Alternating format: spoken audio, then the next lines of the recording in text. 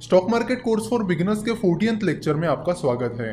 पिछले पार्ट में हम फाइनेंशियल स्टेटमेंट्स और बैलेंस शीट के बारे में बात कर रहे थे और आज हम प्रॉफिट एंड लॉस स्टेटमेंट की बात करेंगे। प्रॉफिट एंड लॉस स्टेटमेंट में 3-4 इंपॉर्टेंट फिगर्स होती है, जैसे कि रेवेन्यू, एक्सपेंसेस, टैक्स और नेट प्रॉफिट। चलो तो मान लेते हैं कि जनरल कंसल्टेंसी का रेवेन्यू 4000 करोड़ है। रेवेन्यू, टर्नओवर और सेल्स, इन तीनों का मतलब एक ही होता है। जनरल कंसल्टेंसी का रेवेन्यू 4000 करोड़ है। इसका मतलब है कि जनरल कंसल्टेंसी ने 4000 करोड़ की गुड्स और सर्विसेज बेची है। जनरल कंसल्टेंसी का आईटी का बिजनेस है, यानी इसका मतलब है कि कंपनी को अपने सॉफ्टवेयर सर्विसेज से 4000 करोड़ का सेल्स हुआ है। रेवेन्यू के बाद आते हैं एक्सपेंसेस, जैसे कि जनरल कंसल्टेंसी के एम्प्लॉयज की सैलरी, उनके सॉफ्टवेयर के लाइसेंसेस, उनके ऑफिसेस के rent, maintenance, electricity bill etcetera. तो रेवेन्यू में से कंपनी के एक्सपेंसेस निकालने के बाद आपको मिलता है इबिडा। इबिडा का मतलब होता है earning before interest, tax, depreciation and amortisation. कोई चीज है जैसे कंप्यूटर, तो उसकी वैल्यू जैसे जैसे साल बीतते जाएंगे वैसे वैसे कम होती चली जाएगी, इसे डिप्रिसिएशन कहते हैं।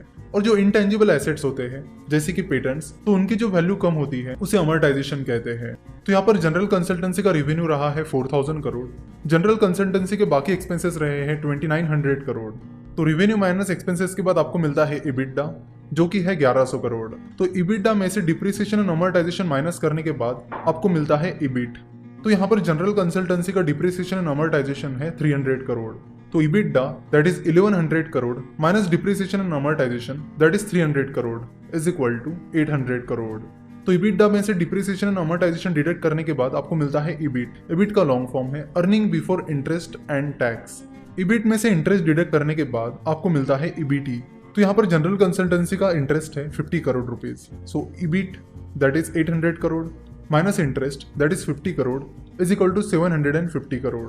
तो जनरल कंसल्टेंसी का EBT that is earning before tax है 750 करोड़। तो अर्निंग बिफोर टैक्स में से जो कंपनी ने टैक्स पे किया है वो आप डिडक्ट करोगे तो आपको मिलेगा ईएटी, यानी अर्निंग आफ्टर टैक्स, जिसे पैट यानी प्रॉफिट आफ्टर टैक्स भी कहते हैं।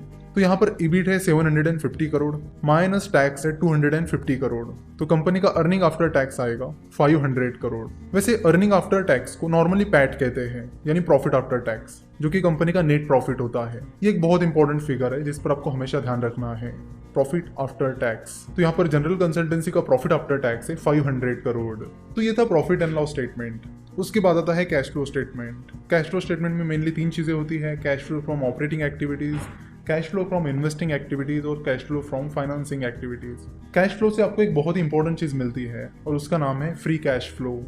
वैसे जो फाइनेंशियल स्टेटमेंट्स हैं और जो फाइनेंशियल रेशोज है जिनकी मदद से हम फाइनेंशियल स्टेटमेंट्स को एनालाइज करते हैं, उन्हें हमने फंडामेंटल एनालिसिस के कोर्स में बहुत ही डिटेल में कवर किया है। तो फाइनेंशियल स्टेटमेंट्स को डिटेल में समझने के लिए, वैल्यूएशन के बारे में डिटेल में जानकारी के लिए आप फंडामेंटल एनालिसिस के कोर्स को सब्सक्राइब कर सकते हो। ये फाइनेंशियल स्टेटमेंट्स कहाँ मिलते हैं?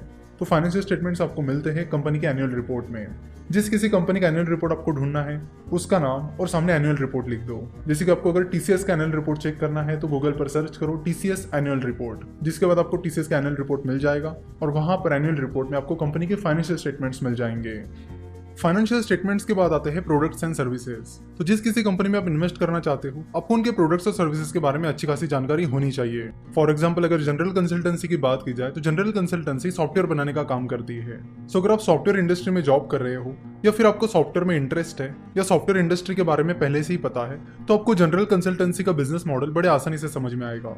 कंपनी चाहे कोई भी हो, आपको उसके प्रोडक्ट्स और सर्विसेज की अच्छी खासी जानकारी होनी चाहिए। अगर आप उनके बिजनेस मॉडल को नहीं समझ पाओगे तो आप उस कंपनी के बिजनेस ग्रोथ के बारे में पता नहीं लगा पाओगे। कोई भी बिजनेस हो वो अपने प्रोडक्ट्स एंड सर्विसेज की वजह से खड़ा होता है। अगर कंपनी के प्रोडक्ट्स एंड सर्विसेज अच्छे नहीं है तो वो कंपनी लॉन्ग टर्म तक अच्छा परफॉर्म नहीं कर सकती।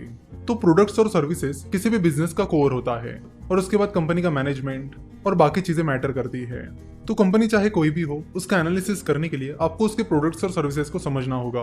फॉर एग्जाम्पल, अगर आपको रिलायंस जियो, जो कि रिलायंस इंडस्ट्रीज की सब्सिडियरी कंपनी है, उसका एनालिसिस करना है तो सबसे पहले आपको रिलायंस जियो के प्रोडक्ट्स के बारे में जानना होगा, उसकी सर्विसेज के बारे में जानना होगा। और हम में से ज्यादातर लोग उनके प्रोडक्ट्स और सर्विसेज के बारे में जानते हैं। और आप में से बहुत सारे लोगों को तो ये पता भी होगा कि रिलायंस जियो सक्सेसफुल होने वाला है, और वो हो भी गया है। तो आपने कैसे पता किया कि रिलायंस जियो सक्सेसफुल होगा? आपने देखा उनकी सर्विसेज क्या है, उनके प्रोडक्ट्स क्या है, किस तरह से वो अपनी सर्विसेज ऑफर कर रहे हैं, कौन कौन से ट्रिक्स का इस्तेमाल करके मार्केटिंग कर रहे हैं, ये सारी चीजें आपने देखी। तो कंपनी के फाइनेंशियल स्टेटमेंट्स हो गए, कंपनी के प्रोडक्ट्स एंड सर्विसेज हो गई। अब नेक्स्ट चीज आती है कंपनी का मैनेजमेंट। आपको देखना होगा कि जनरल कंसल्टेंसी का जो मैनेजमेंट है वो कैसा है, उनमें इंटीग्रिटी है या नहीं, एथिक्स है या नहीं, उनका कॉर्पोरेट गवर्नेंस कैसा है। ये सारी चीजें आपको चेक करनी होगी। आपको चेक करना होगा कि विवेक और योगेश जिन्होंने ये कंपनी शुरू की थी वो कंपनी के एम्प्लॉयज को कैसे ट्रीट करते हैं, वो कंपनी के शेयर होल्डर्स को कैसे ट्रीट करते हैं, अपना बिजनेस एथिक्स के साथ चलाते भी है या नहीं। तो इसे मैनेजमेंट एनालिसिस कहते हैं और मैनेजमेंट एनालिसिस को हम नेक्स्ट लेक्चर में डिटेल में कवर करेंगे। आशा करता हूं कि आपको आज का ये लेक्चर पसंद आया होगा। इससे जुड़े रहने के लिए आप हमें फेसबुक, ट्विटर और इंस्टाग्राम पर हमें फॉलो कर सकते हो। हमारे साथ जुड़े रहने के लिए आपका बहुत बहुत धन्यवाद।